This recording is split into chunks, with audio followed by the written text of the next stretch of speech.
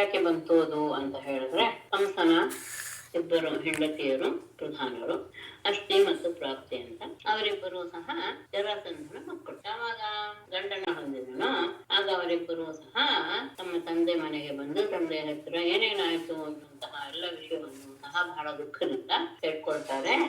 ಆಗ ಜರಾಸಂಧನಿಗೆ ಬಹಳ ಕೋಪ ಬಂದ್ಬಿಡುತ್ತೆ. ತನ್ನ ಮಕ್ಕಳ ವೈಭವ್ಯಕ್ಕೆ ಕಾರಣರಾದವರು ಯದುಕುಲದವರು ಭಾವಿಸಿ ತನ್ನ ಅಳಿಯನ ಬಗ್ಗೆ ದುಃಖ ಬರುತ್ತೆ, ಯದುವಂಶದವರಿಗೆ ಕೋಪನೂ ಬರುತ್ತೆ.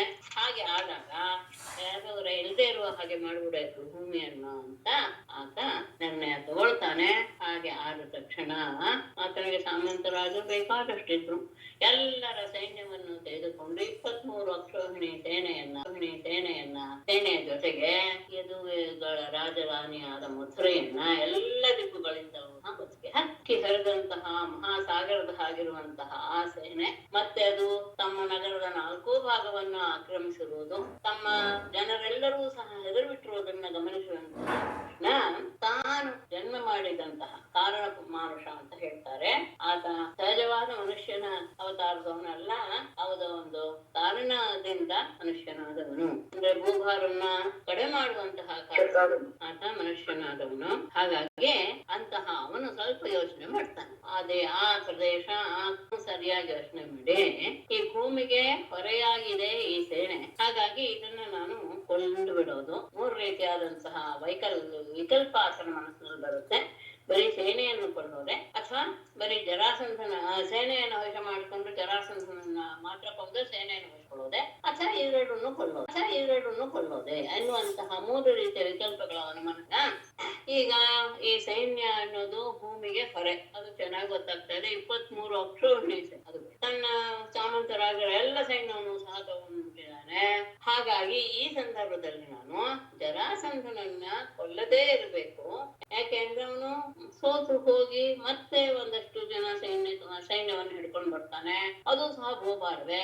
ಆ ಭೂಭಾರವನ್ನು ಸಹ ಕಡಿಮೆ ಮಾಡುವಂತಹ ಸಾಧ್ಯತೆ ಇವನನ್ನು ಬಿಟ್ರೆ ಮಾತ್ರ ಆಗುತ್ತೆ. ಇಲ್ಲ ಅವನನ್ನೇ ಕೊಂಡ್ಬಿಟ್ರೆ ಎಲ್ಲರೂ ಸಹ ಸುಮ್ಮನಾಗಿ ಬಿಡ್ತಾರೆ. ಆಗಲ್ಲ ಇನ್ನು ನಮ್ಮ ಕೈಯಲ್ಲಿ. ಜರಾಸಂಧನೇ ಮರಣ ಹೊಂದಿದ ಅಂದ್ಮೇಲೆ ಉಳಿದವರು ಸಹ ಕೈ ಕಟ್ಕೊಂಡು ಕೂತ್ಕೊಂಡ್ಬಿಡ್ತಾರೆ ಅಂತ ಭಾವಿಸಿ ಆತ ಮನಸ್ಸಿನಲ್ಲಿ ಅನ್ಕೊಳ್ತಾನೆ. ಮತ್ತೆ ನನ್ನ ಅವತಾರ ಆಗಿರೋದೇನೆ 3 ರೀತಿಯ ಕಾರಣಕ್ಕೆ. ಒಂದು, ಭೂಭಾರವನ್ನ ಇಳಿಸುವುದು, ಸಜ್ಜನರನ್ನ ರಕ್ಷಣೆ ಮಾಡುವುದು, ದುರ್ಜನರನ್ನ ನಾಶ ಮಾಡುದು. ಮತ್ತೆ ಧರ್ಮವನ್ನ ಉಳಿಸ್ಬೇಕು, ಧರ್ಮವನ್ನ ನಾಶ ಮಾಡಬೇಕು ಎನ್ನುವಂಥದ್ದು ಸಹ ನನ್ನ ಉದ್ದೇಶ.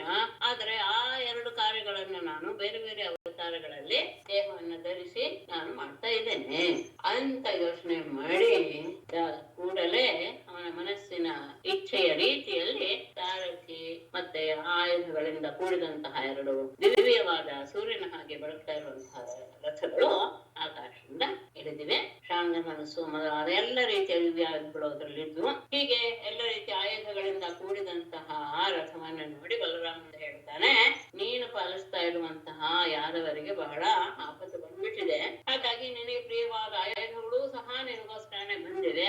ಹಾಗಾಗಿ ನೀನು ರಥವನ್ನೇರಿ ಸೇನೆಯನ್ನ ನಾಶ ಮಾಡಿಬಿಡು. ಎನ್ನವರನ್ನೆಲ್ಲ ನೀನು ಸಂಕಟದಿಂದ ಪಾರು ಮಾಡು.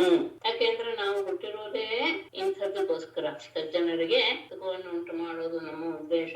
ಯಾರಿಗೂ ಸಹ ಭಯ ಇರಬಾರದು ಬೇರೆಯವರಿಂದ, ದುಷ್ಟರಿಂದ. ಹಾಗಾಗಿ 23 ಅಕ್ಷೋಹಿಣಿ ಸೇನೆಯನ್ನ ಈ ಭೂಭಾರವನ್ನ ಹೊಗಲಾಡಿಸು ಅಂತ ಹೇಳಿ ಅವರಿಬ್ಬರು ಸಹ ಮಂತ್ರಾಲೋಚನೆ ಮಾಡಿ ರಥಗಳನ್ನ ಏರ್ತಾರೆ. ತಮ್ಮ ಆಯುಧಗಳಿಂದ ಧರಿಸಿ ಸ್ವಲ್ಪವೇ ಸೈನ್ಯವನ್ನು ತೆಗೆದುಕೊಂಡು ನಗರದಿಂದ ಹೊರಡ್ತಾರೆ. ದಾರುಕ ಎನ್ನುವಂಥವನು ಸಾರಥಿ ಪರಮಾತ್ಮನಿಗೆ, ಕೃಷ್ಣನಿಗೆ. ರಥದಲ್ಲಿ ಕುಳಿತು ಮಥುರಾಪುರದಿಂದ ಹೊರಗೆ ಬಂದ ತಕ್ಷಣ ಹರಿ ಪಾಂಚಜನ್ಯವನ್ನ ಊದುತ್ತಾನೆ. ಅದರ ಶಬ್ದವೇ ಶತ್ರುಗಳ ಎದೆಯಲ್ಲಿ ಹೆದರಿಕೆಯನ್ನ ತುಂಬಿಸಿತು. ಇವರಿಬ್ಬರು ಯುದ್ಧಕ್ಕೆ ಬಂದು ಸಿದ್ಧರಾಗಿರೋದನ್ನ ನೋಡಿ ಜರಾಸಂಧ ಹೇಳ್ತಾನೆ, ಕೃಷ್ಣನನ್ನು ಕುರಿತು ಹೇಳ್ತಾನೆ, ನೀನೊಬ್ಬ ದುಷ್ಟ, ಮತ್ತೆ ಇನ್ನು ಸಮೃದ್ಧ, ನಿನ್ನ ಜೊತೆಗೆ ಹೊಡೆದಾಡಿದ್ರೆ ನನಗೆ ನಾಚಿಕೆ ಆಗುತ್ತೆ. ಹಾಗಾಗಿ ನಾನು ನಿನ್ನ ಜೊತೆಗೆ ಯುದ್ಧ ಮಾಡೋದಕ್ಕೆ ಇಷ್ಟಪಡೋದಿಲ್ಲ.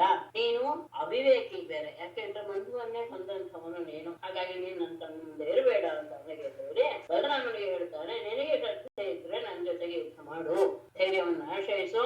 ನನ್ನ ಶರಗಳಿಂದ ನಿನ್ನ ದೇಹ ಚೂರು ಆಗಿಬಿಡುತ್ತೆ. ಆ ಶರೀರವನ್ನು ಬಿಟ್ಟು ನೀನು ಸ್ವರ್ಗಕ್ಕೆ ಹೋಗ್ಬೋದು. ಅಥವಾ ನೀನೇ ನನಗಿಂತ ಪರಾಕ್ರಮಿ ಆದರೆ ನನ್ನನ್ನಾದ್ರೂ ನೀನು ಸಾಯಿಸ್ಬೋದು.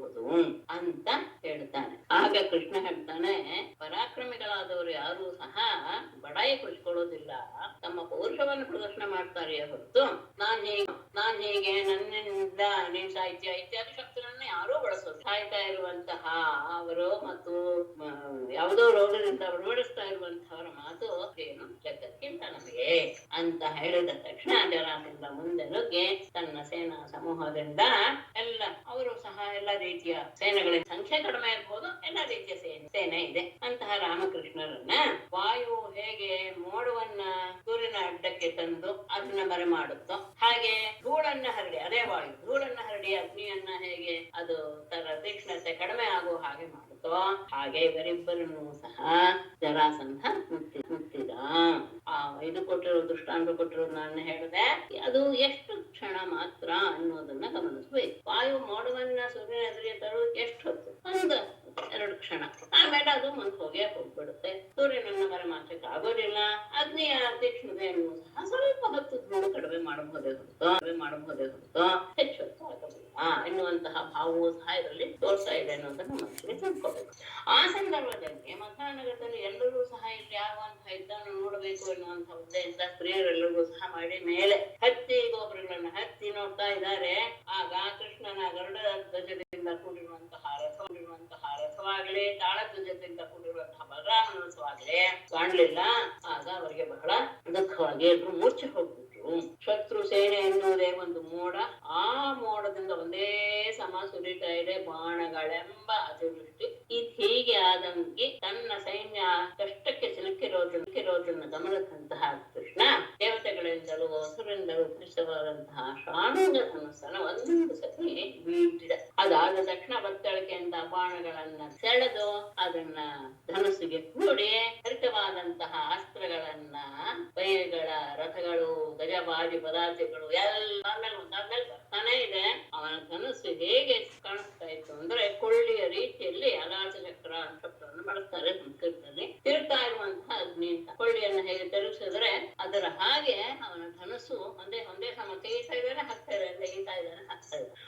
ಆತನ ಬಾಣಗಳ ಹೊಡೆತಕ್ಕೆ ಆನೆಗಳೆಲ್ಲವೂ ಸಹ ತಮ್ಮ ಕುಂಭಸ್ಥಳಗಳನ್ನೆಲ್ಲ ಸೀಳಿಸಿಕೊಂಡು ಅವುಗಳೆಲ್ಲ ಕೆಳಗೆ ಬಿದ್ದು, ಆ ಬಾಣಗಳಿಂದ ಕೊರಳು ಕುತ್ತಿಗೆ ಎಲ್ಲವೂ ಸಹ ಕತ್ತರಿಸಿ ಹೋದಂತಹ ಕುದುರೆಗಳು ಕೆಳಗೆ ಬಿದ್ದು, ಆಮೇಲೆ ಅವುಗಳು ಬಿದ್ದ ತಕ್ಷಣ ಅಶ್ವಗಳು ಬಿದ್ದ ತಕ್ಷಣ ಧ್ವಜಗಳು ಮುರಿದು ಹೋಯ್ತು, ಸಾರಥಿಗಳು ಸತ್ರು, ರಥಿಗರೂ ಸಹ ಮುಕ್ತರಾಗಿ ರಥಗಳು ಸಹ ಒಳಬಿದ್ದು ತೋಳು, ತೊಡೆ, ಕತ್ತು ಎಲ್ಲವೂ ಸಹ ಕತ್ತರಿಸಿ ಹೋಗಿದೆ. ಇಂತಹ ಕಾಳಗಳು ಕೆಳಗೆ ಬಿದ್ದು ನೂರಾಗಿ ಅಸ್ತ್ರಗಳಿಂದ ಕೊಚ್ಚಿ ಹಾಕ್ತಾ ಇದ್ದಾರಂತೆ ಸೈನಿಕರ, ಆನೆಗಳ, ಕುದುರೆಗಳ ಈ ಎಲ್ಲ ಅವಯವಗಳಿಂದ ಹರಿದಂತಹ ರಕ್ತದ ಹೊಳೆಗಳು ಅಲ್ಲಿ ಹರಿದು ಬಿಟ್ಟು ಅದೇ ಒಂದು ನದಿಯ ರೀತಿಯಲ್ಲಿ ವರ್ಣಿಸ್ತಾರೆ.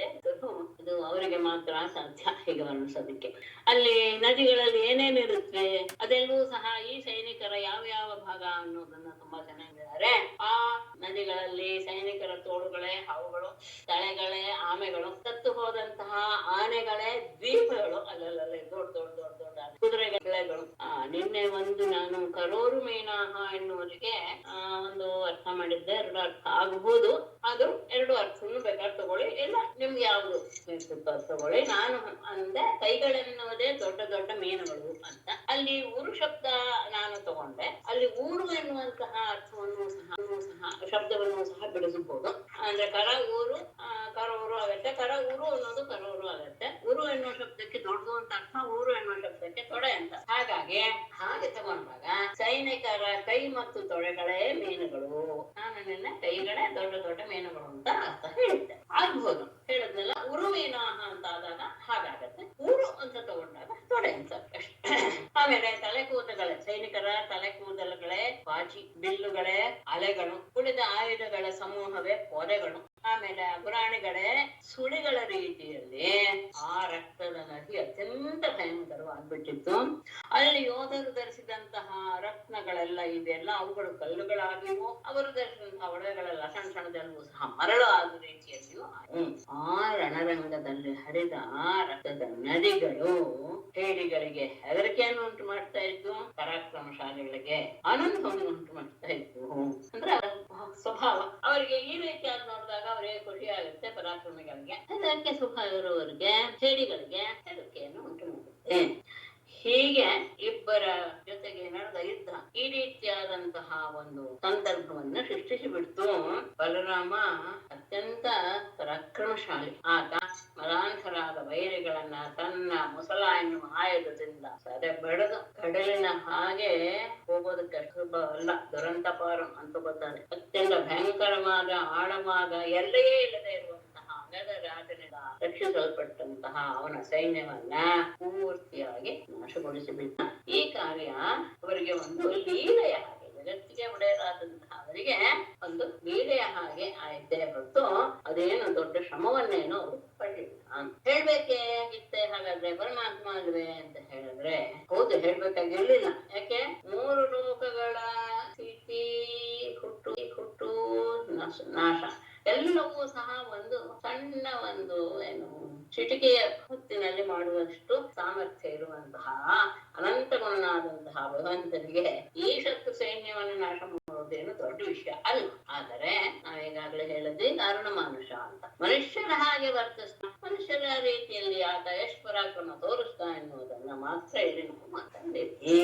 ಈ ಒಂದು ಮಾತನ್ನ ಸ್ವಲ್ಪ ನೆನ್ಪಿಟ್ಕೊಳ್ಳಿ. ಸ್ವಲ್ಪ ತುಂಬಾ ದಿವಸದ ಮೇಲೆ ನಾನು ಒಂದು ವಿಷಯವನ್ನು ಹೇಳ್ತೇನೆ, ಆವಾಗ ಇದ್ರ ಬಗ್ಗೆ ಯಾರಿಗಾದ್ರೂ ಏನು ನಾನು ಹೇಳುವ ವಿಷಯದ ಬಗ್ಗೆ ಸಮಾಧಾನವಾಗಲಿ ಅಥವಾ ಸಂಶಯವಾಗಲಿ ಹುಟ್ಟುತ್ತಾ ಅನ್ನೋದನ್ನು ಗಮನಿಸಿ ಯಾರು ಮರಿಬೇಡಿ. ಈ ಸಂದರ್ಭ ಅಂದ್ರೆ ಕಾರಣ ಮಾನುಷನಾದ್ದರಿಂದ ಆತನ ಮನುಷ್ಯ ರೂಪವಾಗಿ ಅವನೇನೇನ್ ಮಾಡುದ ಅನ್ನೋದನ್ನು ಮಾತ್ರ ನಾವು ಗಮನಿಸ್ತಾ ಇದ್ದೇವೆ ಎನ್ನುವಂಥದ್ದು ವ್ಯಾಸರ ಮಾತು. ಹೀಗೆ ಎಲ್ಲ ಸೇನೆಯಲ್ಲೂ ಸಹ ನಾಶವಾಗ್ಬಿಟ್ಟಿದೆ, ಕೇವಲ ಪ್ರಾಣ ಮಾತ್ರ ಉಳ್ಕೊಂಡಿದೆ ಜರಾಸಂಧನಿಗೆ. ಅಂತಹ ಜರಾಸಂಧನನ್ನ ಒಂದು ಸಿಂಹ ಇನ್ನೊಂದು ಸಿಂಹ ಹಿಡಿದು ಆಕ್ರಮಿಸುವ ರೀತಿಯಲ್ಲಿ ಬಲರಾಮ ಆತನನ್ನ ಹಿಡಿದು ಬಂಧಿಸಿದ.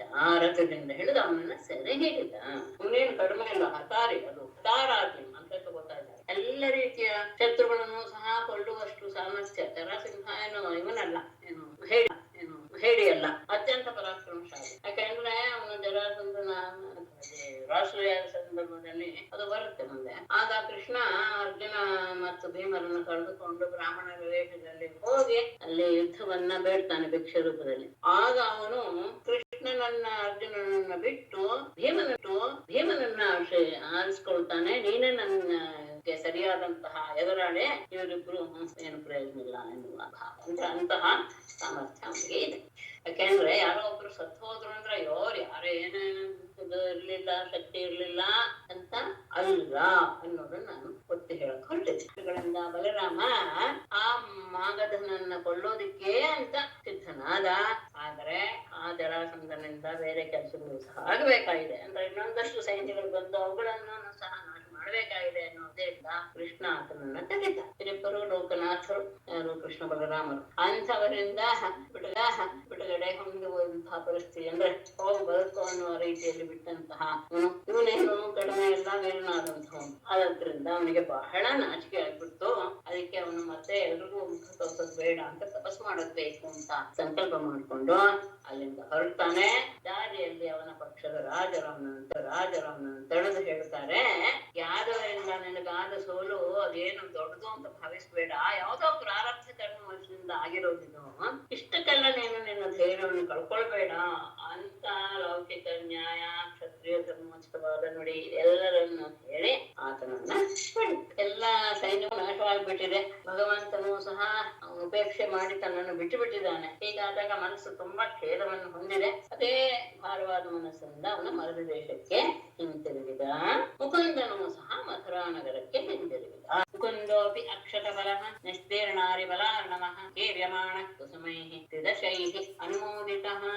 ಇಲ್ಲಿ ಮುಕುಂದಃ ಅಪಿ ಯಯೌ ಎನ್ನುವ ಹಿಂದೆ ಯಯೌ ಎನ್ನುವಂತಹ ಇದನ್ನೇ ತಗೊಳ್ಬೇಕು. ಇದನ್ನ ಕ್ರಿಯಾಪದವನ್ನ ಇಲ್ಲಿ ಬೇರೆ ಇಲ್ಲಿ ನಮ್ಮ ಮುಕುಂದೋಪಿ ಅಂತ ಅಪಿ ಹಾಕಿದ್ರಿಂದ ಕೃಷ್ಣನೂ ಸಹ ಹೊರಟ. ಎಲ್ಲಿಗೆ ಹೊರಟ ಅಂದ್ರೆ ಅವನ ತನ್ನ ನಗರಕ್ಕೆ ಹೊರಟ. ಅವನು ಜರಾಸಂಧ ತನ್ನ ಮಗದ ದೇಶಕ್ಕೆ ಹೊರಟ. ಮುಕುಂದಃ ಅಪಿ ಅಕ್ಷತ ಬಲಃ ನಿಸ್ತೀರ್ಣ ಅರಿಬಲಾರ್ಣವಃ ತ್ರಿದಶೈಃ ಅನುಮೋದಿತಃ ಕುಸುಮೈಃ ವಿಕೀರ್ಯಮಾಣಃ. ಒಂದೊಂದು ನಮ್ಮ ಒಟ್ಟಿಗೆ ಹೇಳ್ಬಿಡ್ತೇನೆ. ಮಾಥುರೈರುಪಸಂಗಮ್ಯ ವಿಜ್ವರೈರ್ಮೃದಿತಾತ್ಮಭಿಃ ಉಪಗೀಯಮಾನ ವಿಜಯಃ ಸೂತಮಾಗಧವಂದ್ಭಿಃ. ಮೃದಿತಾತ್ಮಭಿಃ ವಿಜ್ವರೈಃ ಮಾಥುರೈಃ ಉಪಸಂಗಮ್ಯ ಸೂತಮಾಗಧವಂದ್ಭಿಃ ಉಪಗೀಯಮಾನ ವಿಜಯಃ. ಮುಕುಂದಃ ಅಪಿ ಕೃಷ್ಣನು ಸಹ ಅಕ್ಷತ ಬಲಃ, ಅವನ ಸೈನ್ಯದಲ್ಲಿ ಯಾರು ಸಹ ಒಬ್ರು ಸಹ ಸಾಯಲಿಲ್ಲ. ಯಾರಿಗೂ ಸಹ ತೊಂದರೆ ಆಗದೇ ಇರುವಂತಹ ರೀತಿಯಲ್ಲಿ ನಿಸ್ತೀರ್ಣ ಅರಿಬಲ ಅರ್ಣವ, ಅರಿಬಲ ಅರ್ಣವ, ಶತ್ರುವಿನ ಸೈನ್ಯವೆಂಬ ಸಮುದ್ರ ಅರ್ಣವ, ಅದನ್ನ ನಿಸ್ತೀರ್ಣ ಅಂದ್ರೆ ದಾಟಿನ ಅಂತಹ ಸಮುದ್ರದ ಹಾಗಿರುವಂತಹ ಶತ್ರುವಿನ ಸೈನ್ಯವನ್ನ ನಾಶ ಮಾಡಿ. ಆಗ ಅವನು ಆ ತರಹ ಮಾಡಿದ ತಕ್ಷಣ ದೇವತೆಗಳಿಗೂ ಸಹ ಬಹಳ ಸಂತೋಷವಾಯಿತು. ತಿರುಷೈಹಿ ಅನುಮೋದಿತ, ದೇವತೆಗಳಿಂದಲೂ ಸಹ ಅವನು ಮಾಡಿದ ಕೆಲಸಕ್ಕೆ ಬಹಳ ಮೆಚ್ಚುಗೆಯನ್ನ ತೋರಿಸಿದರು. ಮೆಚ್ಚುಗೆಯನ್ನ ಕುಸುಮೈಹಿ ವಿಕೀರ್ಯಮಾಣ, ಹೂಗಳನ್ನ ಸುರಿಸಿ ಅವನನ್ನ ಗೌರವಿಸಿದರು. ಆಗ ಮಥುರಾ ನಗರಕ್ಕೆ ಪ್ರವೇಶ ಮಾಡಿದ್ನಲ್ಲ, ಅಲ್ಲಿರುವಂತಹ ಜನರು ಬಂದ್ರು. ಎಂಥವರು? ಮುದಿತಾತ್ಮಭಿಹೆ, ಎಲ್ರಿಗೂ ಹೆದರಿಕೆ ಆಗ್ಬಿಟ್ಟಿರ್ತಲ್ಲ ಅವರ ಸುತ್ತುವರೆದಿದ್ ನೋಡಿ.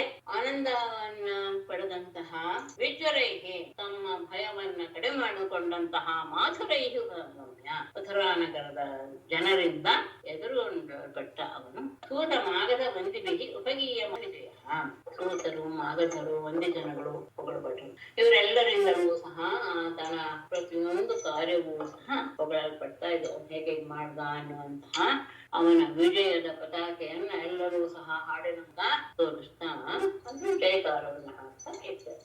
ಅವನು ಮಥುರಾ ನಗರಕ್ಕೆ ಪ್ರವೇಶ ಮಾಡ್ತಾ ಇರುವ ಸಂದರ್ಭದಲ್ಲಿ ಶಂಖದುಂದುಭಯೋನೇದು ಭೇರಿ ಸೂರ್ಯಾಣನೇಕಟಃ ವೀಣಾ ವೇಣು ಮೃದಂಗಾನಿ ಪುರಂ ಪ್ರವಿಶತಿ ಪ್ರಭೌ ಪುರಂ ಪ್ರವಿಶತಿ ಅನೇಕಶಃ ಶಂಖದುಂದುಭಯಃ ಭೇರಿ ಸೂರ್ಯಾಣಿ ವೀಣಾವೇಣ ಮೃದಂಗಾನಿ ನೇತು. ಪ್ರಭು ಪರಮಾತ್ಮನು ಪುರಂ ಪ್ರವಿಶತಿ, ಪಟ್ಟಣವನ್ನ ಪ್ರವೇಶಿಸ್ತಾ ಇರುವಾಗ ಒಳಗೆ ಪ್ರವೇಶ ಮಾಡ್ತಾ ಇದ್ದಾನೆ. ಎಲ್ಲರೂ ಎದುರುಗೊಂಡು ಒಳಗೆ ಪ್ರವೇಶ ಮಾಡ್ತಾ ಇದ್ದಾನೆ.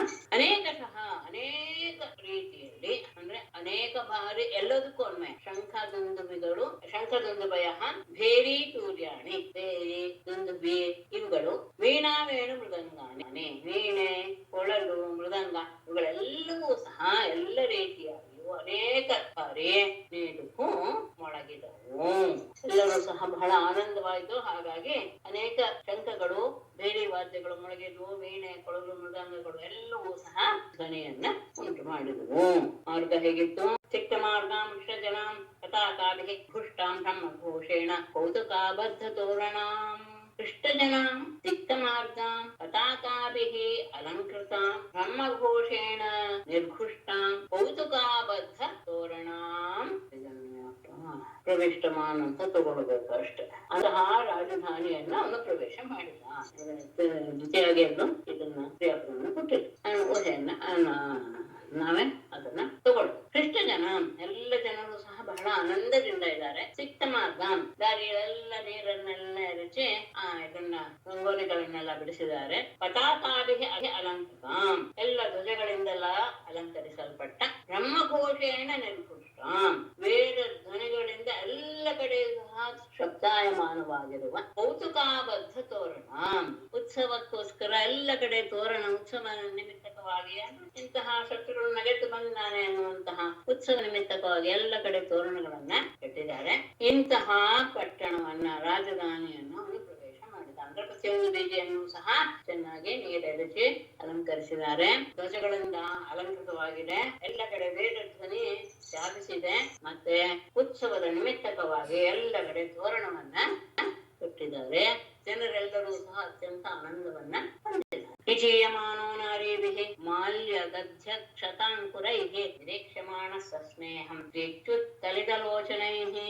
ನಾರೀಭಿಃ ಮಾಲ್ಯದಧ್ಯಕ್ಷತಾಂಕುರೈಃ ವಿಜೀಯಮಾನಃ ಸಸ್ನೇಹಂ ಪ್ರೀತ್ಯುತ್ಕಲಿತಲೋಚನೈಃ ನಿರೀಕ್ಷ್ಯಮಾಣಃ.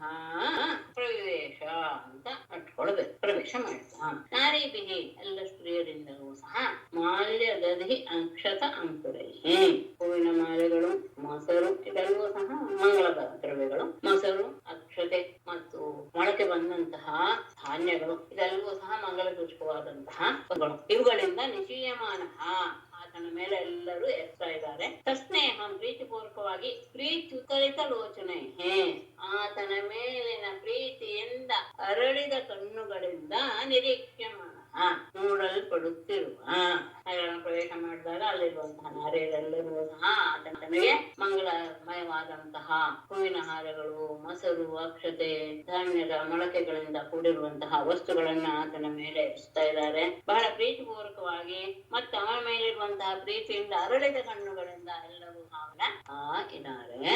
ಅಂತಹ ಅವನು ಪ್ರವೇಶ ಮಾಡಿದ. ಬಂದ ಮೇಲೆ ಆಯೋಧನ ಗತಂ ವಿತ್ತಂ ಅನಂತಂ ವೀರಭೂಷಣಂ ಯದುರಾಜಾಯ ತತ್ಸರ್ವಂ ಆಹೃತಂ ಪ್ರಾದಿಶತ್ ಪ್ರಭು.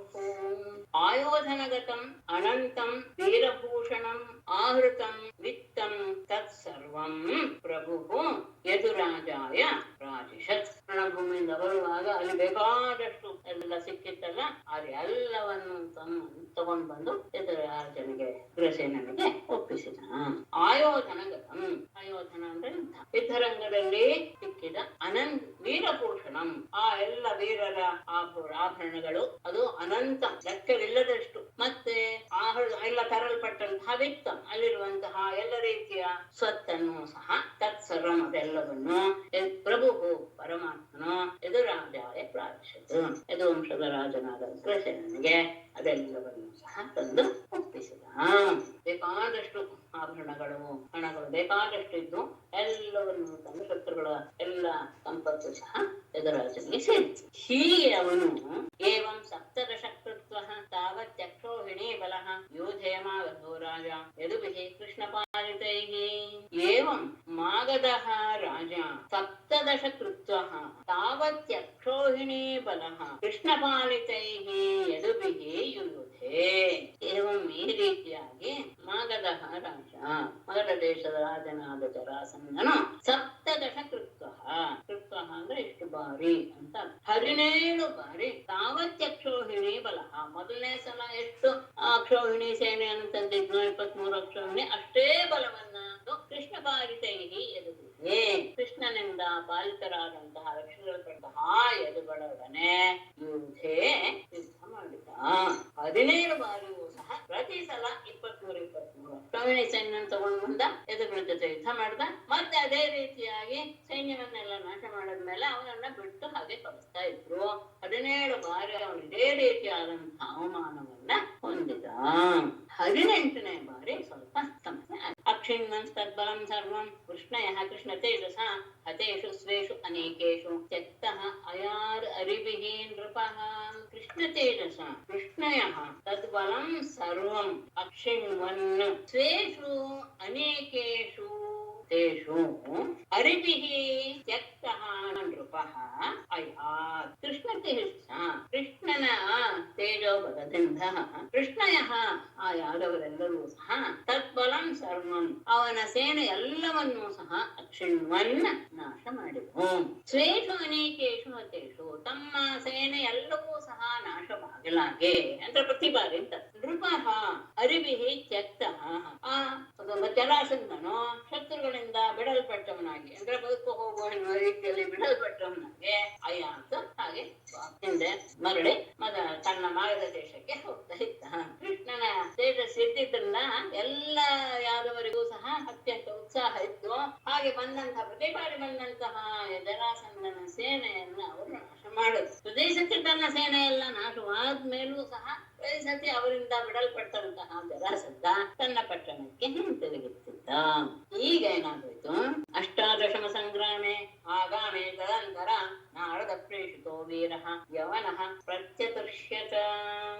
ಅಷ್ಟಾದಶಮ ಸಂಗ್ರಾಮೆ ಆಗಾಮಿನೇ ತದಂತರ ನಾರದ ಪ್ರೇಷಿತಃ ವೀರಃ ಯವನಃ ಪ್ರತ್ಯತುಷ್ಯತ. ಅಷ್ಟಾದಶಮ ಸಂಗ್ರಾಮೆ 18ನೆಯ ಯುದ್ಧವು ಆಗಾಮಿನಿ, ಇನ್ನೇನು ಬರ್ಬೇಕು. ಅಂದ್ರೆ ಅವನು 23 ಅಕ್ಷೋಹಿಣಿ ಸೈನ್ಯವನ್ನು ಒಟ್ಟು ಮಾಡ್ಕೊಂಡು ಬರಕ್ಕೆ ಪ್ರತಿ ಸತಿ ಎಷ್ಟೆಷ್ಟು ಅವಧಿ ಎನ್ನುವುದನ್ನ ಊಹಿಸಿದ್ದ ಕೃಷ್ಣ. ಇನ್ನೇನು ಸ್ವಲ್ಪ ದಿವಸಕ್ಕೆ ಅವನು ಬರ್ತಾನೆ.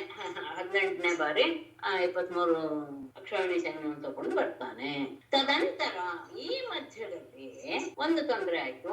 ನಾರದ ಪ್ರೇಷಿತ, ನಾರದನಿಂದ ಪ್ರೇರೇಪಿಸಲ್ಪಟ್ಟಂತಹ ಅಥವಾ ಅವನಿಂದ ಕಳುಹಿಸಲ್ಪಟ್ಟಂತಹ ವೀರಃ ಯವನಃ ಪ್ರತ್ಯಕ್ಷಿತ. ಅತ್ಯಂತ ಪರಾಕ್ರಮಶಾಲಿಯಾದಂತಹ ಯಮನ ಕಾಲಯವನ ಅವನಿಸ್ಕೊಳ್ತಾನೆ. ಕಾಲಯವನ ಎನ್ನುವಂತಹ ವಿಷಯ ಅದು ಚಿತ್ತವಾದಂತಹ ಒಬ್ಬ ಜನ್ಮ ಅಂತ ನನಗೆ ಅನಿಸ್ತು. ನಿಮ್ಗೆಲ್ಲ ಏನು ಅನ್ಸುತ್ತೋ ಗೊತ್ತಿಲ್ಲ. ಅದ್ರ ಬಗ್ಗೆ ನಾನು ಸ್ವಲ್ಪ ವಿಚಾರ ಮಾಡಿದಾಗ ಹರಿವಂಶದಲ್ಲಿ ಆತನ ವಿಷಯ ಬಂದಿದೆ. ಯಾದವರ ಪುರೋಹಿತರು ಗಾರ್ಗ್ಯರು, ಗರ್ಗ ಮಹರ್ಷಿಯ ಮಗ ಗಾರ್ಗ್ಯ, ಆತನ ಹೆಸರು ಬೇರೆ ಇದೆ, ಅದರಲ್ಲಿ ಸದ್ಯಕ್ಕಷ್ಟೇ ಗಾರ್ಗ್ಯ ಅಂತ ಇಟ್ಕೊಳ್ಳೋಣ.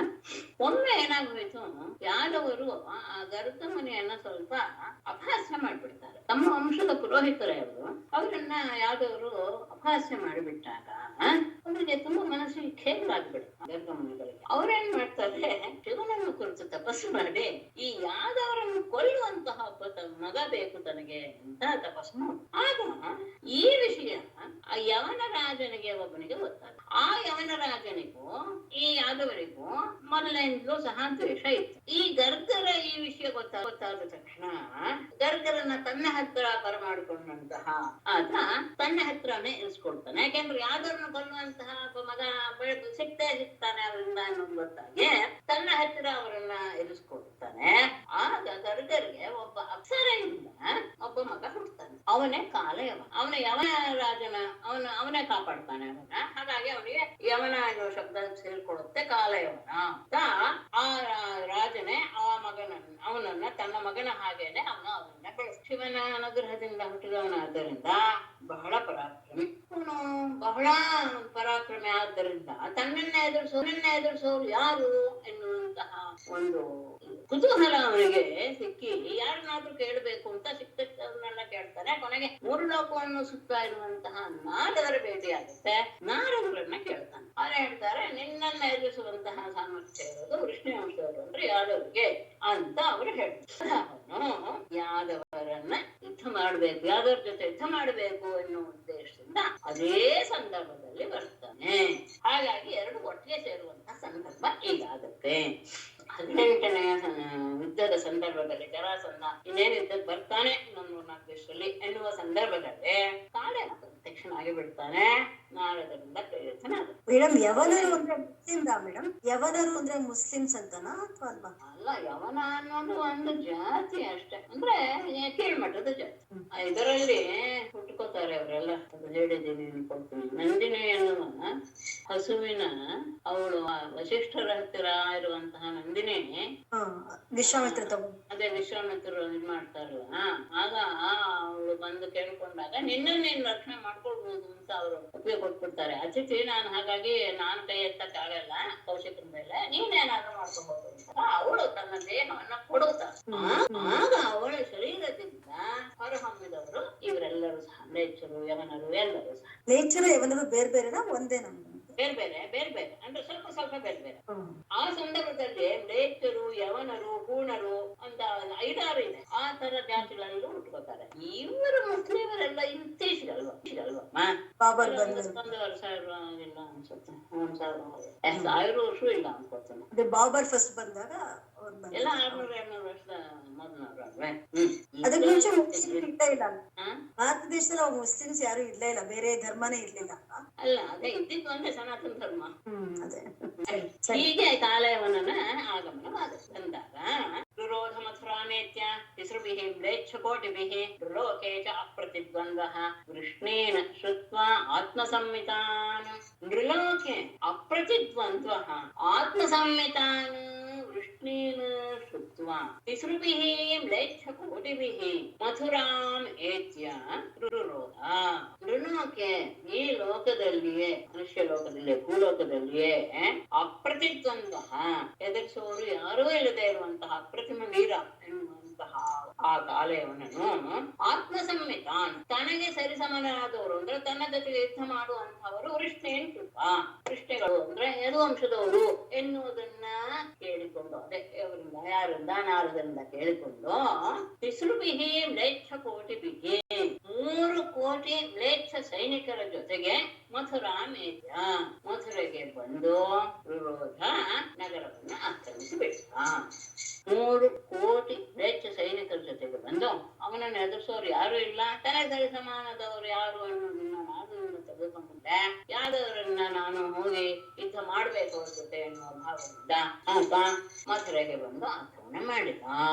ಇದು ಸ್ವಲ್ಪ ಇಕ್ಕಟ್ಟಿನ ಪರಿಸ್ಥಿತಿ ಆಗೋಯ್ತು. ತಮ್ಮ ದೃಷ್ಟ ದೃಷ್ಟ್ವಾ ಚಿಂತಯತ್ ಕೃಷ್ಣಃ ಸಂಕರ್ಷಣ ಸಹಾಯವಾನ್ ಅಹೋ ಯದೂನಾಂ ವೃಜಿನಂ ಪ್ರಾಪ್ತಂ ಶುಭಯತೋ ಮಹತ್. ತಂ ದೃಷ್ಟ್ವಾ ಕೃಷ್ಣಃ ಸಂಕರ್ಷಣ ಸಹಾಯವಾನ್ ಅಚಿಂತಯತ್ ಅಹೋ ಯದೂನಾಂ ಉಭಯತಃ ಮಹತ್ ವೃಜಿನಂ ಪ್ರಾಪ್ತಮೇ. ತಂ ದೃಷ್ಟ್ವಾ ಆ ಕಾವ್ಯವನಾಕ್ರಮಣ ಮಾಡಿರೋದನ್ನ ಅವನನ್ನು ನೋಡಿ ಕೃಷ್ಣನು ಸಂಕರ್ಷಣ ಸಹಾಯವಾನ್ ಸಂಕರ್ಷಣನನ್ನ ಈ ವಿಷಯದಲ್ಲಿ ಚಿಂತನೆ ಮಾಡೋದಕ್ಕೆ ಕರೆದು ಅಚಿಂತಯತ್ ಅವನ ಜೊತೆಗೆ ಮಂತ್ರಾಲೋಚನೆ ಮಾಡಿದ. ಅಹೋ ಅಂದ್ರೆ ದುಃಖದ ಒಂದು ಅವ್ಯಯ. ಯದೂನಾಂ ಯದುಗಳಿಗೆ ಉಭಯತಃ ಎರಡು ಕಡೆಯಿಂದಲೂ ಸಹ ಮಹತ್ ವ್ರಜಿನಂ ಪ್ರಾಪ್ತಿ ದೊಡ್ಡದಾದಂತಹ ಸಂಕಟ ಬಂದು ಅದನ್ನು ಬಿಟ್ಟಿದೆ. ಈಗ ಅವನ ಜೊತೆ ಕೂತು ಮಂತ್ರಾಲೋಚನೆ ಮಾಡ್ತಾನೆ ಏನ್ ಮಾಡ್ಬೇಕು ಈ ಸಂದರ್ಭ. ಯಾಕಂದ್ರೆ ಎದುಗಳಿಗೆ ಈಗ ಎರಡು ರೀತಿಯಿಂದ ದೊಡ್ಡ ಒಂದು ಕಷ್ಟ ಬಂದಿದೆ. ಯಾವುದು? ಯವನೋ ಯಂ ನಿರುಂಧೆ ಸ್ಮಾನ್ ಅದ್ಯ ತಾವನ್ ಮಹಾಬಲಃ ಆಗದೋಪಿ ಅದ್ಯ ವಾ ಶ್ರೋವಾ ಪರಶ್ರೋವಾ ಆಗಮಿಷ್ಯತಿ. ಅಯಂ ಯವನಃ ಮಹಾಬಲಃ ತಾವತ್ ಅದ್ಯ ಅಸ್ಮಾನ್ ನಿರುಂಧೆ ಮಾಗದಃ ಅಪಿ ಅದ್ಯ ವಾ ಶ್ವಃ ವಾ ಪರಶ್ವಃ ವಾ ಆಗಮಿಷ್ಯತಿ. ಅಯಂ ಯಮನಃ ಈ ಕಾಲಯವನನು ಮಹಾಬಲಶಾಲಿಯಾದಂತಹ ಅವನು ಅದ್ಯ ತಾವತ್ತು ಎಂದು ಅಸ್ಮಾನ್ ನಿರುಂಧೆ ನಮ್ಮನ್ನ ಆಕ್ರಮಿಸಿ ಬಿಟ್ಟಿದ್ದಾನೆ. ಮತ್ತೆ ಆಯ್ತು ಅದನ್ನ ಅವನನ್ನ ಎದುರಿಸೋಣ ಅಂದ್ರೆ ಮಾಗದಃ ಈ ಜರಾಸಂಧನು ಸಹ ಅದ್ಯವ ಇಂದೋ ಶ್ವಹವ ನಾಳೆಯೋ ಪರಶ್ವಹವ ನಾಡಿದ್ದೋ ಅವನು ಸಹ ಆಗಮಿಷ್ಯತಿ ಬಂದು ಬಿಡುತ್ತಾನೆ. ಅಂದ್ರೆ ಇಲ್ಲಿಯವರೆಗೂ 12 ಬಾರಿಯ ಊಹೆ ಮಾಡಿದ್ರಿಂದ ಅವನು ಸಹ ಇನ್ನೇನು ಬಂದು ಬಿಡುತ್ತಾನೆ. ಎರಡು ರೀತಿಯಾದಂತಹ ಸಂಕಟ ನಮ್ಮ ಎದುರು ಪ್ರಜೆಗಳಿಗೆ ಬಂದು ಬಿಟ್ಟಿದೆ. ನಾವು ಈಗ ಬಂದಂತಹ ಇವನ ಜೊತೆಗೆ ಏನಾದ್ರು ಯುದ್ಧ ಮಾಡಕ್ಕೆ ನಿಂತ್ರೆ ಅವನು ಬಂದು ನಮ್ಗೆ ಉಳಿದವರಿಗೆ ತೊಂದರೆ ಕೊಡ್ತಾನೆ. ಅವಯೋಹೋ ಉದ್ಯತೋಹೋ ಅಸ್ಯ ಯಜ್ಞಾಗಂತ ಜರಾಸುತಃ ಬಂಧುನ್ ವದಿಷ್ಯತಿ ಅಥವಾ ನೇಷ್ಯತೆ ಸ್ವಪುರಂ ಬಲಿ. ಅಸ್ಯ ಯುಧ್ಯತೋಹೋ ಅವಯೋಹೋ ಯದಿ ಜರಾಸುತಃ ಆಗಂತ ಜರಾಸುತಃ ಬಂಧೂನ್ ವದಿಷ್ಯತಿ ಅಥವಾ ಜರಾಸುತಃ ಬಲಿ ಅಲ್ಲ ತಗೊಳ್ಳೆ ಅಥವಾ ಬಲಿ ಇದ್ರು ತಗೋದು. ಬಲಿ ಸ್ವಪುರಂ ನೇಷ್ಯತೆ. ಅಸ್ಯ ಈ ಕಾಳೆಯವನ ಜೊತೆಗೆ ಯುದ್ಧತೋಹ ಅವಯೋಹೋ ನಾವಿಬ್ಬರು ಯುದ್ಧ ಮಾಡ್ತಾ ಇರುವಾಗ ಆಗಂತ ಜರಾಸುತಃ ಆಗೇನಾದ್ರೂ ಬಂದಂತಹ ಜರಾಸಂಧನು ಬಂಧುನ್ ವದಿಷ್ಯತಿ.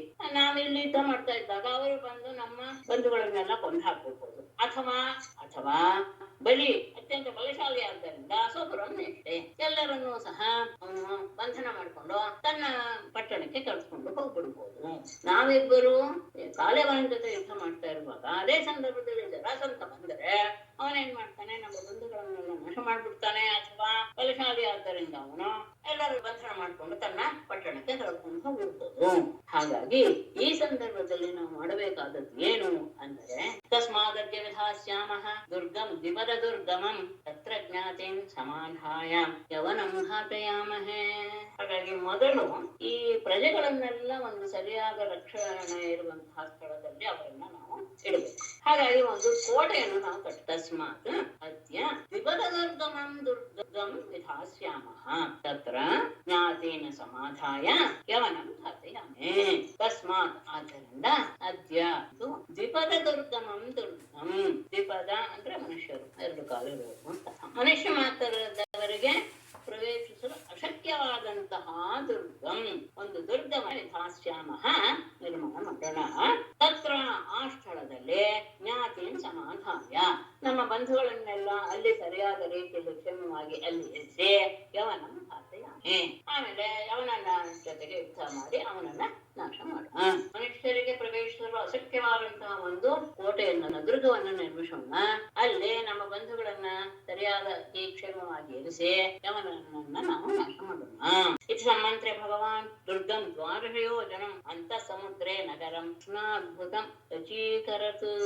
ಇತಿ ಸಮ್ಮಂತ್ರ್ಯ ಭಗವಾನ್ ಅಂತಹ ಸಮುದ್ರೇ ದ್ವಾದಶಯೋಜನಂ ಕೃಷ್ಣಾದ್ಭುತಂ ದುರ್ಗಂ ನಗರಂ ಅಚೀಕರತ್.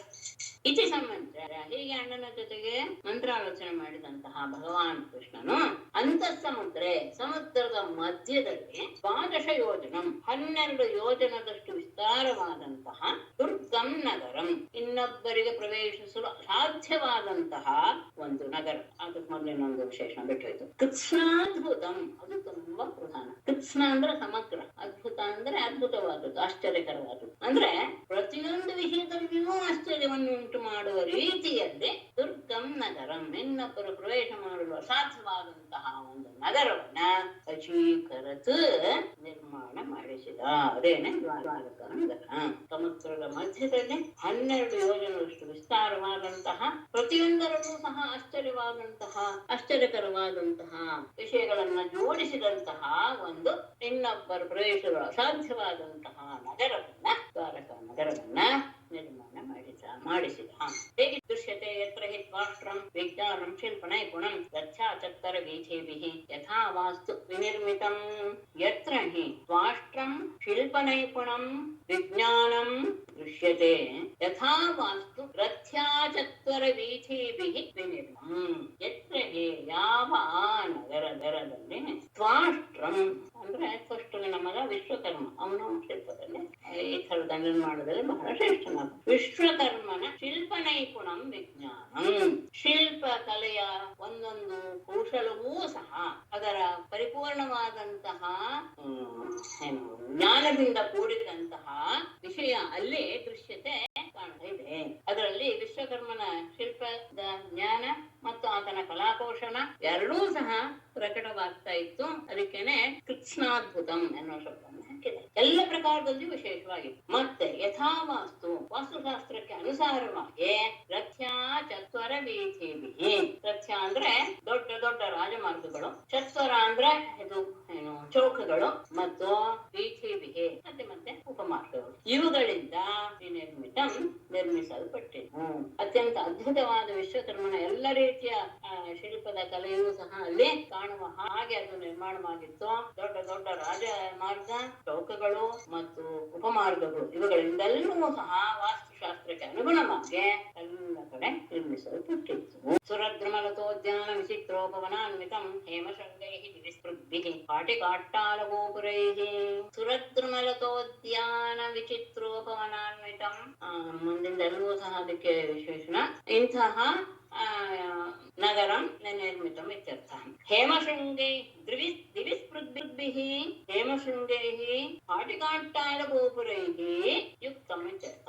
ಸುರದ್ರುಮಲತಾ ಉದ್ಯಾನ ವಿಚಿತ್ರ ಉಪವನಾನ್ವಿತಂ. ಸುರದ್ರುಮ ಅಂದ್ರೆ ದೇವತೆಗಳ ವೃಕ್ಷಗಳು, ಅಂದ್ರೆ ಕಲ್ಪವೃಕ್ಷಗಳು. ಅವುಗಳ ವೃಕ್ಷ, ಲತಾ ಅಂದ್ರೆ ಲತೆಗಳು, ಇವುಗಳಿಂದ ಕೂಡಿದಂತಹ ಉದ್ಯಾನ. ಆಮೇಲೆ ವಿಚಿತ್ರ ಉಪವನಾನ್ವಿತಂ, ಅತ್ಯಂತ ಆನಂದವನ್ನ ವಿಶೇಷವಾದಂತಹ ಆಶ್ಚರ್ಯಕರವಾದ ರೀತಿಯಲ್ಲಿರುವಂತಹ ಉಪವನ ಅಂದ್ರೆ ಕೈದೋಟಗಳಿಂದಲೂ ಕೂಡಿತ್ತು. ದಿವಿಸ್ಪೃಗ್ಭಿಃ ಸ್ವರ್ಗವನ್ನು ಮುಟ್ತಾ ಇರುವಂತಹ, ಹೇಮಶೃಂಗೈಃ ಚಿನ್ನದ ಶಿಖರಗಳಿಂದಲೂ, ಸ್ಫಾಟಿಕ ಅಟ್ಟಾಲ ಗೋಪುರೈಃ ಸ್ಫಟಿಕಮಯವಾದಂತಹ ಮಹಡಿಗಳಿಂದಲೂ ಗೋಪುರಗಳಿಂದಲೂ ನಿರ್ಮಿತವಾದಂತಹ ಪಟ್ಟಣ. ದೇವಲೋಕದ ವೃಕ್ಷಗಳು, ಲತೆಗಳು ಎಲ್ಲವೂ ಸಹ ತುಂಬಿವೆ. ಆಶ್ಚರ್ಯಕರವಾದಂತಹ ಕ್ರೀಡಾವನ, ಕೈನೋಟ, ಮತ್ತೆ ಸ್ವರ್ಗವನ್ನು ಮುಟ್ತಾ ಇರುವಂತಹ ಚಿನ್ನದ ಶಿಖರಗಳಿಂದ ಕೂಡಿರುವ ಸ್ಫಟಿಕಮಯವಾದಂತಹ ಮಹಡಿಗಳು, ಗೋಪುರಗಳಿಂದಲೂ ವ್ಯಾಪಿಸಿವೆ. ರಾಜತಾರಕುಟೈಃ ಕೋಷ್ಟೈಃ ಹೇಮಕುಂಭೈಃ ಅಲಂಕೃತೈಃ ರತ್ನಕೂಟೈಃ ಗೃಹೈಃ ಹೈಮೈಃ ಮಹಾಮರಕತಸ್ಥಲೈಃ. ರಾಜತ ಅರಕುಟೈಃ ರಾಜತಾರಕುಟೈಃ, ರಾಜತ ಅಂದ್ರೆ ಬೆಳ್ಳಿ, ಅರಕುಟ ಅಂತ ನೆತ್ತಾರೆ. ರಾಜತಾರಕುಟೈಃ ಎಲ್ಲವೂ ಹಾಗೆ ಇದೆ. ರಾಜತಾರಕುಟೈಃ ಕೋಷ್ಟೈಃ ಒಂದಿದೆ, ಆಮೇಲೆ ತಿಳಿಸ್ಕೊಡೋಣ. ರಾಜಕ ಅರಕುಟೈಃ ಬೆಳ್ಳಿಯಿಂದಲೂ ಮತ್ತು ಹಿತ್ತಾಳೆಗಳಿಂದಲೂ ನಿರ್ಮಿತವಾದಂತಹ ಕೋಷ್ಟ ಅಂದ್ರೆ ಇದು ಧಾನ್ಯದ ಆಗಾರ, ಅವುಗಳಿಂದಲೂ. ಹೇಮಕುಂಭೈಃ ಅಲಂಕೃತೈಃ ಬಂಗಾರದ ಕಲಶಗಳಿಂದ ಅಲಂಕರಿಸಲ್ಪಟ್ಟ. ರತ್ನಕೂಟೈಃ ರತ್ನಗಳಿಂದ ಕೂಡಿದಂತಹ ಹೈಮೈಃ ಗೃಹೈಃ ಚಿನ್ನದ ಗೃಹಗಳಿಂದಲೂ. ಮತ್ತೆ ಅದರ ನೆಲ ಹೇಗಿದೆ? ಮಹಾಮರಕತಸ್ಥಲೈಃ ಉತ್ತಮವಾದಂತಹ ಮರಕದ ಮಣೆಯಿಂದ ನಿರ್ಮಿಸಲ್ಪಟ್ಟಂತಹ ನೆಲ. ಬೆಳ್ಳಿ ಮತ್ತು ಹಿತ್ತಾಳೆಗಳಿಂದ ನಿರ್ಮಿತವಾದಂತಹ ಧಾನ್ಯಗಳ ಆಧಾರ ಮತ್ತು ಚಿನ್ನದ ಕುಂಭಗಳಿಂದ ಅಲಂಕರಿಸಲ್ಪಟ್ಟಂತಹ ಸುವರ್ಣಗಳ ಮನೆಗಳು. ಅದೇನಾಗಿದೆ? ರತ್ನಕ್ಷಿರವಾದಂತಹ ಶಿಖರ. ಮತ್ತು ನೆಲ ಹೇಗಿದೆ ಅಂದ್ರೆ ಮರಕದ ಮನೆಯಿಂದ ನಿರ್ಮಿಸಲ್ಪಟ್ಟವ ನೆಲ. ಇವುಗಳಿಂದ ಕೂಡಿದಂತಹ ದ್ವಾರಕಾ ನಗರಂ, ದ್ವಾರಕ ಇಲ್ಲ ಇದೆ, ನಗರಂ ವಿನಿರ್ಮಿತಂ. ಆಮೇಲೆ ವಾಸ್ತೋಷ್ಪತೀನಾಂಚ ಗೃಹೈಃ ಫಲಭೀಭಿಶ್ಚ ನಿರ್ಮಿತಂ ಚಾತುರ್ವರ್ಣ್ಯ ಜನಾಕೀರ್ಣಂ ಯದು ದೇವ ಗೃಹೋಲ್ಲಸತ್. ವಾಸ್ತೋಷ್ಪತೀನಾಂ ಗೃಹೈಃ ಫಲಭೀಭಿಶ್ಚ ನಿರ್ಮಿತಂ ಚಾತುರ್ವರ್ಣ್ಯ ಜನಾಕೀರ್ಣಂ ಯದು ದೇವ ಗೃಹೋಲ್ಲಸತ್ ನಗರಂ ಇತ್ಯರ್ಥ. ವಾಸ್ತೋಷ್ಪತೀನಾಂ ಗೃಹೈಃ, ವಾಸ್ತೋಷ್ಪತಿಗಳು ಅಂದ್ರೆ ದೇವತೆಗಳು, ಆ ದೇವತೆಗಳ ಮಂದಿರಗಳು, ಅವುಗಳು ದೇವತೆಗಳ ಗೃಹೈಃ ಮಂದಿರಗಳಿಂದಲೋ ವಲಭೀಭಿಶ್ಚ ನಿರ್ಮಿತಂ ಅಂದ್ರೆ ಅದರ ಮೇಲೆ ಚಂದ್ರಶಾಲೆಗಳು ಅವುಗಳಿಂದ ನಿರ್ಮಿಸಲ್ಪಟ್ಟದ್ದು. ಆ ದೇವತೆಯ ಮಂದಿರಗಳ ಮೇಲೆ ಚಂದ್ರಶಾಲೆಗಳೇ. ಚಾತುರ್ವರ್ಣ್ಯ ಜನಾಕೀರ್ಣಂ 4 ರೀತಿಯ ಜಾತಿಯ ಜನರಿಂದಲೂ ಸಹ ತುಂಬಿರುವ ಯದುದೇವ ಗೃಹೋಲ್ಲಸತ್, ಯದುರಾಜನ ಅರಮನೆ ಅವುಗಳಿಂದ ಶೋಭಿತವಾದದ್ದು. ಯದುರಾಜ ಅಂದ್ರೆ ಯದುರಾಜರ ಎಲ್ಲರೂ ಪ್ರಧಾನವಾದಂತಹ ಎಲ್ಲರ ಅರಮನೆಗಳು ಸಹ ಅಲ್ಲಿ ಇವೆ. ಎಲ್ಲ ಕಡೆ ದೇವತಾ ಮಂದಿರಗಳು ನಿರ್ಮಾಣವಾಗಿವೆ. ಅವುಗಳೆಲ್ಲವೂ ಸಹ ಚಂದ್ರಶಾಲೆಗಳಿಂದ ಅಲಂಕೃತವಾಗಿವೆ. 4 ರೀತಿಯ ಜಾತಿಯ ಜನರು ಸಹ ಅಲ್ಲಿ ನೆಲೆಸಿದ್ದಾರೆ. ಮತ್ತು ಯದುರಾಜ ಮತ್ತು ಯದುರಾಜರ ಪ್ರಮುಖರೆಲ್ಲರೂ ಸಹ ವಾಸಿಸುವಂತಹ ಅರಮನೆಗಳು ಸಹ ಇಲ್ಲಿ ಮುಂದೆ ಸ್ವಲ್ಪ ತೊಂದರೆ ನೋಡೋಣ. ಸುಧರ್ಮಾನ್ ಪಾರಿಜಾತಂಚ ಮಹೇಂದ್ರ ಪ್ರಾಹಿಣೋ ಧರೇಃ ಯತ್ರ ಚಾವಸ್ಥಿತೋ ಮರ್ತ್ಯಃ ಮರ್ತ್ಯಧರ್ಮೈಃ ನ ಯುಜ್ಯತೆ. ಮಹೇಂದ್ರಃ ಹರೇಃ ಸುಧರ್ಮಾನ್ ಪಾರಿಜಾತಂಚ ಪ್ರಾಹಿಣೋತ್ ಯತ್ರ ಅವಸ್ಥಿತಃ ಮರ್ತ್ಯಃ ಮರ್ತ್ಯಧರ್ಮೈಃ ನ ಯುಜ್ಯತೆ. ಸುಧರ್ಮ ಎನ್ನುವುದು ಇಂದ್ರನ ದೇವಸಭೆ. ಸುಧರ್ಮ ದೇವಸಭಾ ಅಂತ. ಮಹೇಂದ್ರ ಇಂದ್ರನು ಹರೇಹೇ ಕೃಷ್ಣನಿಗೋಸ್ಕರ ಸುಧರ್ಮ ದೇವಸಭೆಯಾದಂತಹ ಸುಧರ್ಮ ಎನ್ನುವಂತಹ ಸಭೆಯನ್ನು ಪಾರಿಜಾತಂಚ ಪಾರಿಜಾತ ವೃಕ್ಷವನ್ನು ಸಹ ಪ್ರಾಹಿಣೋತ್ ಕಳುಹಿಸಿಕೊಟ್ಟ. ಯತ್ರ ಚ ಅವಸ್ಥಿತಃ ಯಾವ ಆ ಸುಧರ್ಮ ಸಭೆಯಲ್ಲಿ ಕುಳಿತಂತಹ ಮರ್ತ್ಯಃ ಮರ್ತ್ಯನೋ ಮರ್ತ್ಯಧರ್ಮೈಃ ಮನುಷ್ಯರಿಗೆ ಉಂಟಾಗುವಂತಹ ಹಸಿವು ಬಾಯಾರಿಕೆ ಇದು ಯಾವುದೂ ಸಹ ನ ಯುಜ್ಯತೆ ಅವನಿಗೆ ಅಂಟೋದಿಲ್ಲ. ಅಂದ್ರೆ ಅಲ್ಲಿ ಕುಳಿತವನಿಗೆ ಹಸಿವು ಬಾಯಾರಿಕೆ ಮತ್ತೆ ಅಷ್ಟೇ ಅಲ್ಲ, ಮುಪ್ಪು ಸಹ ಬರೋದಿಲ್ಲ. ಅಲ್ಲಿರೋರು ಯಾವಾಗಲೂ ಸಹ ದೇವತೆಗಳು ಹಾಗೆ ಇರ್ತಾರೆ. ಅಂತಹದ್ದು ಸುಧರ್ಮ ಎನ್ನುವಂತಹ ಸಭೆ. ಅದು ದ್ವಾರಕಾ ನಗರದಲ್ಲಿ ಕೃಷ್ಣನಿಗೆ ಇಂದ್ರ ಕಳುಹಿಸಿಕೊಟ್ಟ. ಆಮೇಲೆ ಕುಬೇರ ಏನ್ ಕಳಿಸ್ ಚಾಮೇಕ ಕರ್ಣಾನ್ ವರುಣ ಒಬ್ಬೊಬ್ರು ಹಯಾನ್ ಶುಕ್ರಾನ್ ಮನೋಜವಾನ್ ಅಷ್ಟೋ ನಿಜಪತಿ ಕೋಶಾನ್ ಲೋಕಪಾಲೋ ನಿಜೋದಯಾನ್.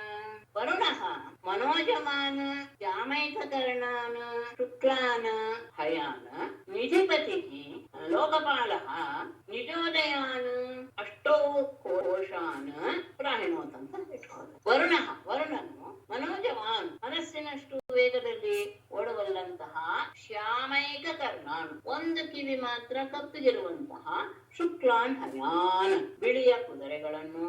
ಹಾಗೆ ಲೋಕಪಾಲ ನಿಧಿಪತಿ ಲೋಕಪಾಲನಾದಂತಹ ಕುಬೇರನು ನಿಜೋದಯಾನ್ ತನ್ನಲ್ಲಿ ಬಹಳ ಪವಿತ್ರವಾದಂತಹ ಮಹಿಮೆಯಿಂದ ಕೂಡಿರುವಂತಹ ಅಷ್ಟೋ ಕೋಶಾನ್ ಅಷ್ಟ ನಿಧಿಗಳನ್ನು ಸಹ ಪ್ರಾಣಿನೋ ಕಳುಹಿಸಿಕೊಟ್ಟ. ವರುಣ ಮನಸ್ಸಿನಷ್ಟು ವೇಗವಿರುವಂತಹ ಕುದುರೆಗಳನ್ನು ಕಳಿಸಿಕೊಟ್ಟ. ಒಂದು ಕಿವಿ ಮಾತ್ರ ಕಪ್ಪಿದೆ, ದೇಹ ಎಲ್ಲವೂ ಸಹ ಬೆಳ್ಳಗಿದೆ. ಅಂತಹ ಅತ್ಯಂತ ವೇಗ ಓಡುವಂತಹ ಕುದುರೆಗಳನ್ನು ಕಟ್ಟ. ಲೋಕಪಾಲಕನಾದಂತಹ ಕುಬೇರ 8 ನಿಧಿಗಳನ್ನು ಅಂದ್ರೆ ತನ್ನ ಮಹಿಮೆಯನ್ನು ತೋರಿಸುವಂತಹ ಆ 8 ನಿಧಿಗಳನ್ನ ಕಳುಹಿಸಿಕೊಟ್ಟ. ಆ 8 ನಿಧಿಗಳು ಅಂತಾನು ಹೇಳ್ತಾರೆ, ನವನಿಧಿಗಳು ಅಂತ ಹೇಳೋದು ಉಂಟು. ಅದರಲ್ಲಿ ಪದ್ಮ, ಮಹಾಪದ್ಮ, ಮತ್ಸ್ಯ, ಕೂರ್ಮ, ಔದಕ, ನೀಲ, ಮುಕುಂದ, ಶಂಕ ಎನ್ನುವುದು ಅಷ್ಟನಿಧಿಗಳಲ್ಲಿ ಸೇರುವಂತಹದ್ದು. ಅಂದ್ರೆ ಕೆಲವು ಹೆಸರುಗಳು ನವನಿಧಿಗಳಲ್ಲಿ ಇವೆ. ನವನಿಧಿಗಳಲ್ಲಿ ಬರೋದೇನು ಅಂದ್ರೆ ಮಹಾಪದ್ಮ, ಪದ್ಮ, ಶಂಖ, ಮಕರ, ಕಚ್ಚಪ, ಮುಕುಂದ, ಕುಂದ, ನೀಲ, ಖರ್ ಇದು ನವನಿಧಿಗಳು ಅಂತ ಅನ್ಸ್ಕೊಳ್ಳುತ್ತೆ. ಇವನು ಕಳಿಸಿರೋದು 8 ನಿಧಿ. ಅಷ್ಟೇ ಅಲ್ಲ, ಆ ದೇವತೆಗಳ ಲೋಕಪಾಲಕರು ತಮಗೆ ತಮ್ಮ ಅಧೀನಕ್ಕೆ ಕೊಟ್ಟಂತಹ ಯಾವ್ದಾವ್ದು ಉತ್ತಮವಾದಂತಹ ವಸ್ತುವನ್ನು ಲೋಕದ ಸ್ವರ್ಗದಲ್ಲಿ ಇತ್ತೋ ಅದೆಲ್ಲವನ್ನೂ ಸಹ ಅವನಿಗೆ ಅರ್ಪಿಸಿದರು.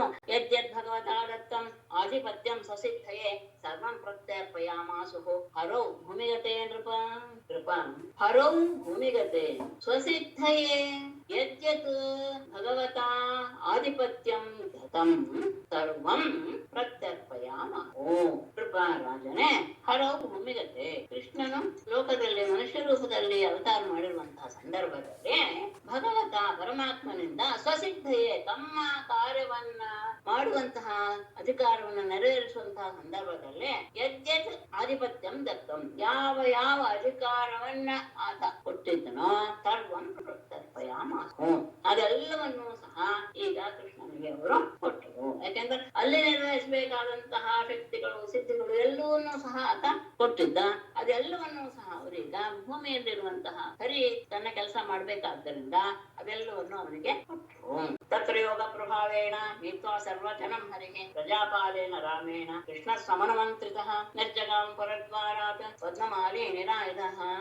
ಹರಿ ಯೋಗ ಪ್ರಭಾವೇಣ ತತ್ರ ಸರ್ವಜನಂ ನೀತ್ವಾ ಕೃಷ್ಣಃ ಪ್ರಜಾಪಾಲೇನ ರಾಮೇಣ ಸಮನುಮಂತ್ರಿತಃ ಪದ್ಮಮಾಲಿ ನಿರಾಯುಧಃ ಪುರದ್ವಾರಾತ್ ನಿರ್ಜಗಾಮ.